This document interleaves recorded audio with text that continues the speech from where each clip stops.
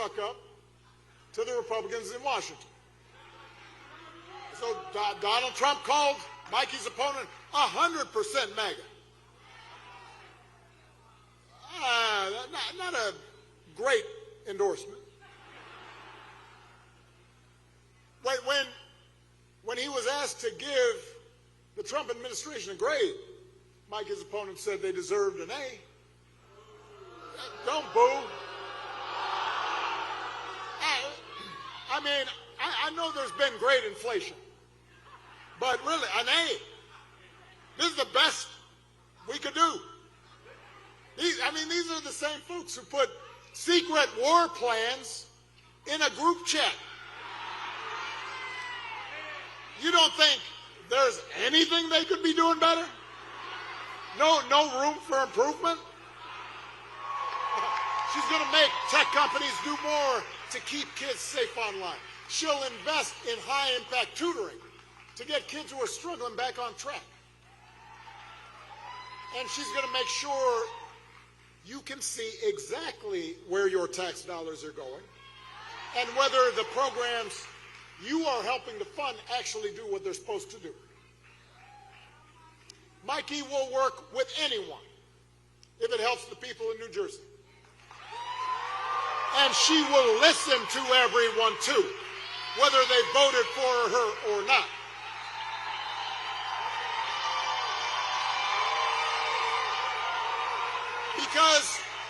Because she knows that if we want to make progress on the things we care about, we have to be able to disagree without calling each other nasty names or demonizing each other. At a time when our politics feels just so broken, we need leaders like Mikey, public servants who are in it for the right reason, who are focused on the future, and who will always stay connected to the people that they were elected to serve. Now, her opponent, not so much. Mikey's opponent has now run for governor 3 times in a row. I mean, I believe in persistence, but at a certain point. So 3 times in a row. Other 2 times he lost. So this time his strategy is to suck up to the Republicans in Washington. So Donald Trump called Mikey's opponent 100% MAGA. Not a great endorsement. When he was asked to give the Trump administration a grade, Mikey's opponent said they deserved an A. Don't boo. I know there's been great inflation, but really, an A. This is the best we could do. These are the same folks who put secret war plans in a group chat. You don't think there's anything they could be doing better? No room for improvement? Jersey, we don't need a governor who puts party and ideology ahead of the people that elected that governor. You deserve a governor who's going to think for herself and work for you. A governor who will create jobs and not cut them. A governor who will lower costs and not raise them. A governor who will bring people together and not divide them. A governor who will do right for the people of New Jersey, no matter what anybody in Washington thinks. You deserve a governor like Mikey Sherrill.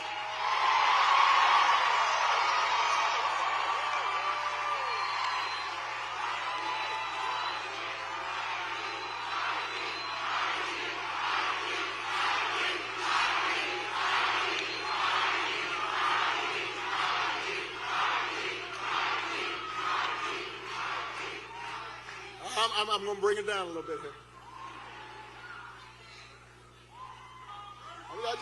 Just for a second. Hold on a second. I hear you, but want to kind of wrap up with something that I want everybody to think about. At the end of the day, what this election is about, what politics in a democracy is always about, is values. What do we care about? What do we believe? What do we prioritize? What are our core convictions? You know, a lot of people have asked me lately whether I am surprised at the direction the country is taking. And even though I'm the hope and change guy, I want to be honest with them. And so I admit to them that I have cause for deep concern. I admit to them that I'm worried about how quickly basic democratic rules and norms have been weakened. I'm worried about how willing Republicans in Congress have been to abdicate their role as members of a co-equal branch of government, and how they refuse to buck the president even when they know he's out of line. Even when a lot of them privately admit that power is being abused in ways that will hurt their constituents, that will hurt the country. I worry about a Supreme Court that so far at least has shown no willingness to check this administration's excesses. Even when those actions break all legal precedent and seem to defy the bedrock principle that no one's above the law. I worry about the growing concentration of economic power in the country, with just a handful of mega billionaires and companies controlling what we see and what we hear. And I worry about how much that economic power distorts our political process. I worry about how readily, not just business leaders, but others with influence in law firms and universities, have been willing to bend the knee to this president's autocratic impulses to avoid retribution or protect profits or just to avoid controversy. But what I also tell people who ask, what I remind them, is that this contest of ideas, it's not new. America's always had competing stories about who we are and what this nation stands for. The first story says, we the people mean just some of us. That in order to qualify, you got to be the right color, you've got to come from the right family, you've got to worship the right way. It says that even though we got rid of a king, that was the whole point of the revolution, there's still a caste system in America, a pecking order of who makes decisions and who obeys, who gets opportunity and who is obliged to serve. And that story is policed by fear and by force. And it tries to convince people that for their group to win, another group's got to lose. It tries to convince people that if somebody doesn't look like you or doesn't think like you or practice religion exactly the way you do, they must be a threat to your way of life and need to be put in their place. That's how Donald Trump thinks about America. That's what Make America Great Again means. Putting people like him back in charge even when they don't know what the hell they're doing. Now, so that's one story, and that story's been part of America. You can pretend it hasn't been, but you can get rid of, you can try to whitewash school books and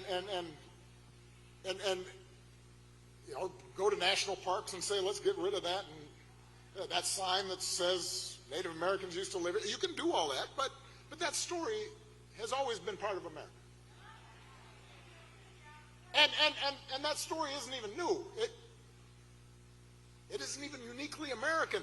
For most of human history, it's the way society worked. There was a hierarchy, and there were lords, and then there were peasants, and some people had everything, and some people had nothing. There are all kinds of countries that still operate that way. And for a long time, that story of caste and privilege and concentrated power was the law of the land in America. For decades. If you looked like me, you were property.